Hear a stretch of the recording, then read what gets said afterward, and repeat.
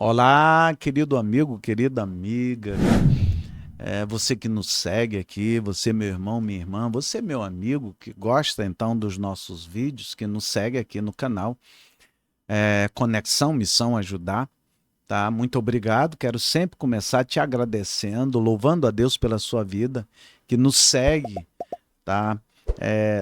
No nosso canal. Então, muito obrigado por nos seguir. Deus te abençoe, Deus fortaleça a sua vida, Deus renove a sua fé, seu ânimo, sua esperança. Deus caminhe com você, Deus esteja ao teu lado.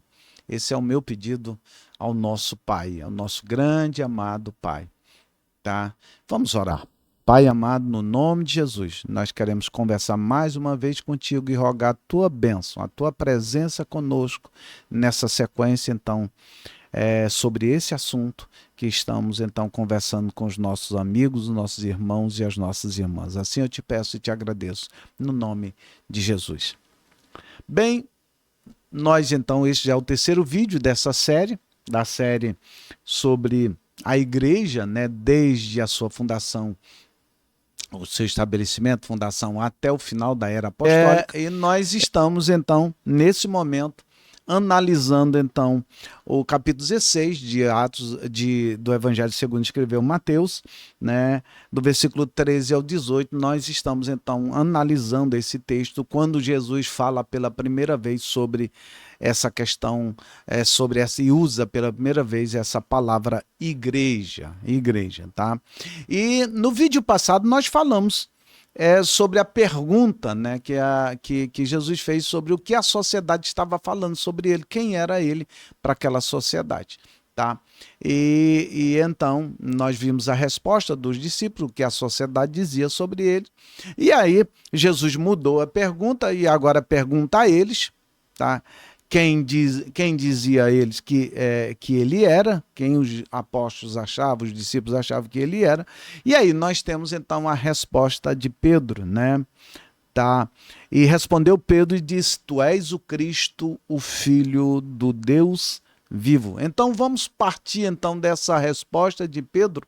Tá? A gente já finalizou o outro vídeo falando um pouquinho sobre isso, porém, nesse vídeo nós iremos trabalhar, então, o restante desse texto, né, o entendimento, a interpretação desse texto. Então, nesse vídeo nós vamos, então, trabalhar essa questão e vamos olhar, então, a resposta de Pedro e vamos olhar, então, a afirmação de Jesus sobre essa resposta de Pedro, tá bom? E a promessa de Jesus à igreja, né, dele, que seria uma igreja vitoriosa, então, até o grande dia do encontro com ele, tá bom? Então, mas antes disso, eu quero sempre te lembrar, é muito importante essa lembrança, né? Você que não é inscrito no nosso canal, se inscreva. Você, ao se inscrever no nosso canal, você vai nos ajudar cada vez mais a desenvolver esse trabalho, tá? A pregar o evangelho. Esse vídeo vai chegar a mais pessoas, tá? À medida de que você também compartilha, tá? Então, ao compartilhar, você vai nos ajudar, então, a espalhar mais a mensagem do evangelho. Então, além de se inscrever, compartilhe, acione, né, e o sininho, porque toda vez que a gente postar novos vídeos, você vai, digamos assim, ser avisado desse vídeo, né? E comente. Pode comentar, entendeu? Pode comentar positivamente, mas também se achar alguma coisa indevida, né? Então pode comentar também negativamente, porque é uma crítica, né? E a crítica faz bem. A boa crítica, a crítica construtiva, ela sempre faz bem, tá bom? Então, Deus te abençoe. Vamos para o nosso assunto. Então, com base na resposta de Pedro, tu és o Cristo. Cristo, no grego, o que essa palavra significa? Christos, no grego, tá? É ungido, é o ungido. Essa palavra é o equivalente à palavra que nós chamamos no português de Messias, tá? Do hebraico, que é no hebraico, Messias é no hebraico, tá? O Mashiach, tá? Que é, no original, a palavra hebraica, né, para Messias, que é tem a mesma conotação de ungido. É ungido. Ungido de quem? Ungido de Deus. Por quê? Porque Jesus, ao viver entre nós, ele viveu como um homem e ele foi ungido pelo Pai para trabalhar, para desenvolver todo o projeto de reconciliação entre o homem e Deus. E Jesus fez isso com maestria, cumpriu com o seu propósito, morrendo lá na cruz do Calvário, tá? Porém ressuscitando ao terceiro dia. Tá? Daí essa palavra Mashiach, no hebraico, ou Christos no grego, tá bom? Que é ungido. Tá? Então Pedro agora diz realmente quem é Jesus, tá? Que Jesus pergunta a todos, porém Pedro, como sempre, foi ele quem respondeu, foi Pedro quem se posicionou e respondeu. Tá? Eu não sei como é que eles estavam nessa hora, se estavam sentados, que normalmente, né, existia um costume, que era um costume a partir da cultura grega, tá? Que os judeus também absorveram muito da cultura helênica, a cultura grega, e que os mestres eles ficavam em pé, né? Em pé, enquanto os discípulos ficavam sentados ao redor dele e o mestre ficava conversando com eles. Era em tom de conversação, ensinando, conversando. Então eu imagino que possivelmente estivesse acontecendo. Tinha outros mestres que tinham mais o costume de conversar e ele caminhava um pouco, né? E os seus discípulos, né? Digamos assim, caminhavam com ele para ir ouvindo. Era a maneira da educação, digamos, na época, né? No caso aí de Jesus, eu não sei exatamente, possivelmente o costume dele era ele falar mais em pé enquanto os outros ficavam em volta dele, então formando um círculo ou de outras formas, tá ouvindo. Eu então imagino que na hora que Jesus faz essa pergunta, eu imagino assim, um olha para outro, outro olha para outro e tal, e fica todo mundo e tal. Porém, aí eu imagino que Pedro se levanta, a Bíblia não diz, mas eu imagino que Pedro se levantou, tá bom? Porém, eu imagino que Pedro se levantou para dar resposta. Mas Pedro também pode, logicamente, se ele estava sentado, pode ter ficado muito bem sentado, isso não importa. O certo é que Pedro teve a revelação correta. Tu és o Cristo, o Filho do Deus vivo. Tu é ungido. E além de ser ungido para quê? Para realizar a reconciliação entre o homem e Deus, tá bom? Para implantar o reino de Deus aqui na terra. Tu é ungido, tá bom? Tu não é apenas um ungido comum, como os judeus imaginavam, que para os judeus o Messias dele é alguém da tribo de Judá, da casa de Davi, porém é alguém então simplesmente humano. Tá? Então para o judeu, tanto é que o judeu ortodoxo até hoje espera a vinda do seu Messias. Eles não creem em Jesus, não creram em Jesus naquela época, e os judeus ortodoxos, eles não creem em Jesus como o Senhor e o Salvador, como ungido de Deus, tá? Porém, né, entendeu? Apesar do judeu crer dessa maneira, porém o ungido de Deus para reconciliação, para reconciliar o homem com Deus é muito mais do que um homem, tá bom? É ungido de Deus, da casa de Davi, da tribo de Judá. Tá? O ungido de Deus é o próprio Filho de Deus, ou o próprio Deus que veio morar conosco. Tá? Como diz o texto de Isaías, o Emanuel, o Deus entre os homens. E o Lucas repete, ele é o Emanuel, o Deus entre os homens, Jesus Cristo. Então, o apóstolo Pedro tem essa revelação divina e tu és o Cristo, o Filho do Deus vivo. Aí, então, Jesus lhe afirma, bem-aventurado és tu, Simão Bar-Jonas, ou Simão, essa palavra Bar, esse prefixo Bar, Jonas, é filho de Jonas, então Bar, tá? Queria dizer exatamente isso. Então esse texto aí pode ser substituído por Simão, filho de Jonas. Bem-aventurado és tu, Simão, filho de Jonas, porque não foi carne e sangue que tu revelaram, mas meu Pai que está nos céus. Então, o que Jesus está dizendo aqui para Pedro?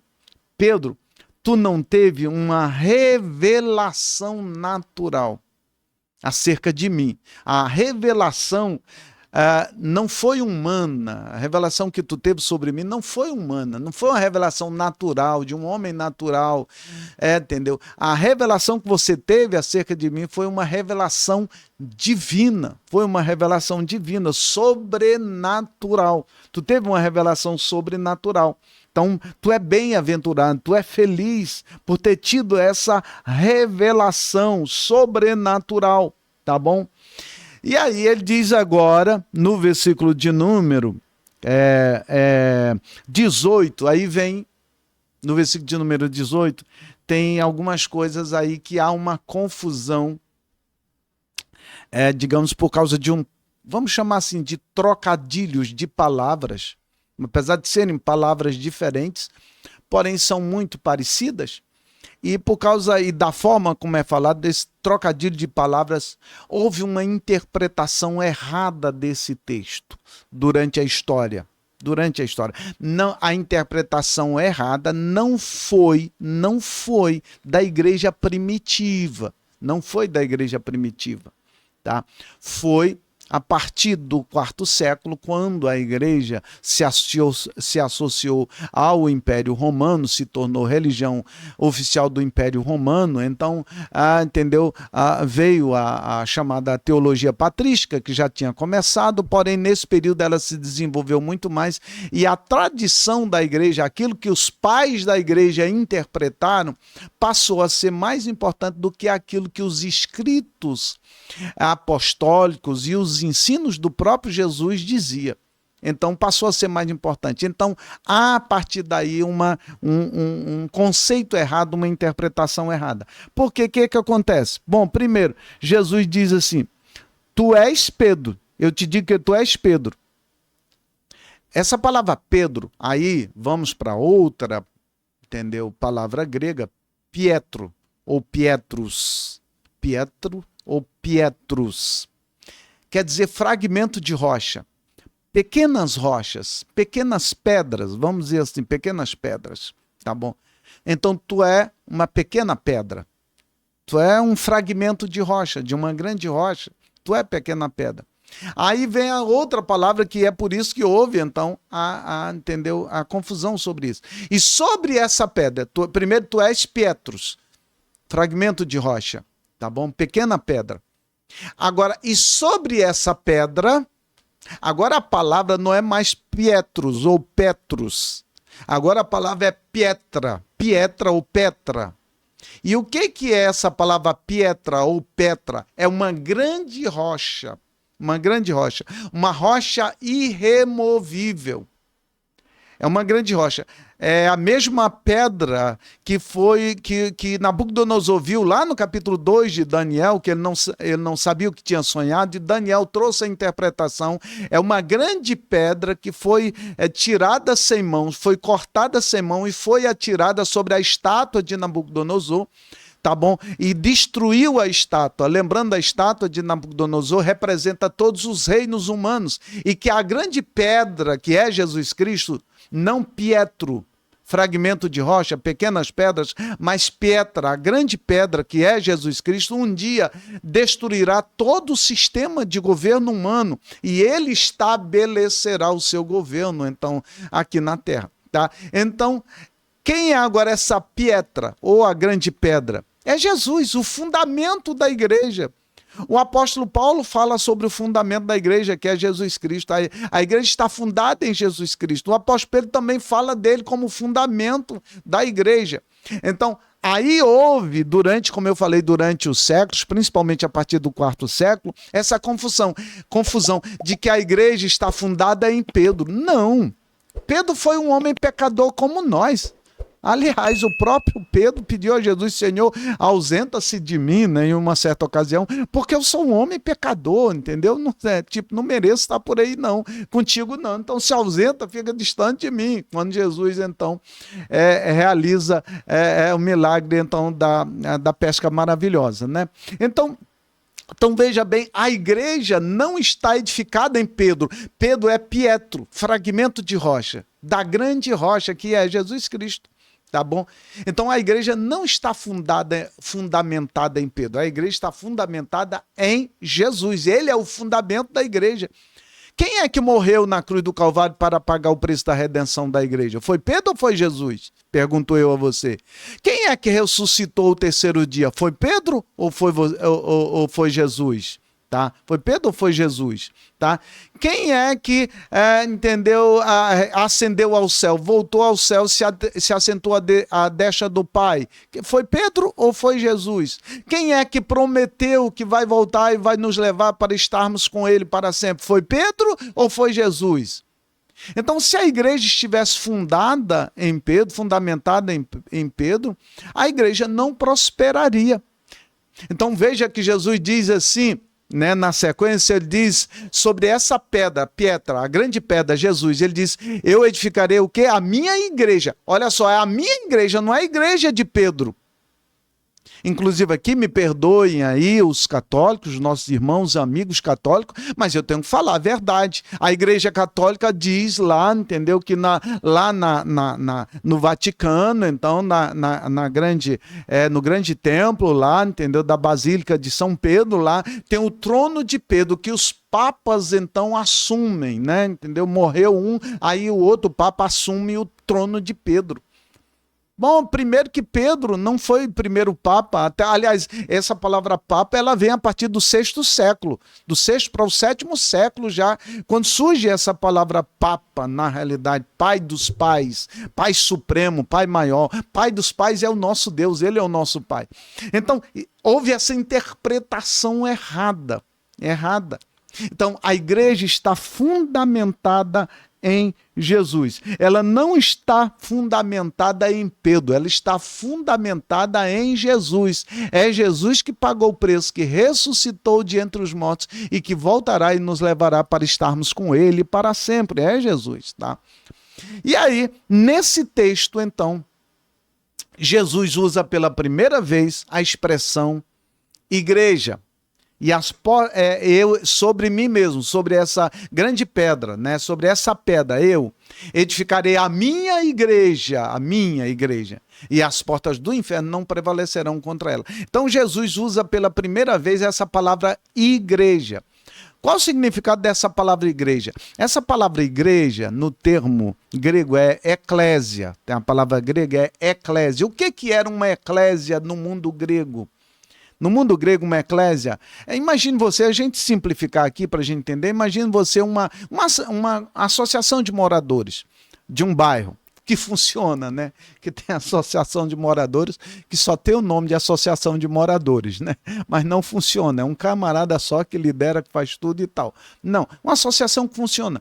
Então, o bairro tem um problema, tipo, tem um rio ali naquele bairro e tem que ter uma passagem, não tem uma ponte. A associação de moradores, então, se reúne e tal, decide o que vamos fazer, vamos pedir ao poder público e tal da cidade, vamos contactar vereador fulano de tal, ou nós mesmos vamos trabalhar, então, vamos arrecadar e vamos construir essa ponte, visto que o poder público não tem olhado e tal. Decidimos. Essa era uma eclésia, né? Simplificamos sem entender. Ela se reunia, era convocada por um líder daquela comunidade, daquela cidade e tal, onde estavam tal, ou aquela comunidade lá, e então eles se reuniam então para resolver problemas. Alguns problemas eles mesmos resolviam, outros problemas eles enviavam, digamos assim, para o governador da região, o representante da região e outras coisas mais. Então, eles tinham um objetivo. O objetivo, então, daquelas associações, aquela eclésia, congregação, né? Aquela congregação, assembleia, né?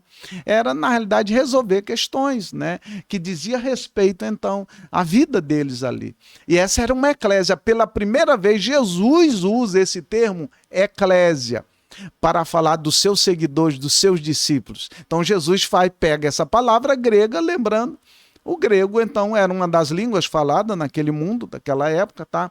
Então, ele usa, apesar de que a maneira como o Novo Testamento foi então, escrito, ele foi escrito no grego, né? E aí, então, Jesus usa esse termo, talvez Jesus tenha falado em aramaico, porém, a maneira que os apóstolos colocaram foi, que Mateus colocou, foi no grego, tá? E aí, alguns dizem, não, que ele escreveu no hebraico e no final do primeiro século, então, houve a tradução para o grego, porém, o certo é que a palavra usada aí é eclésia, uma congregação, uma assembleia.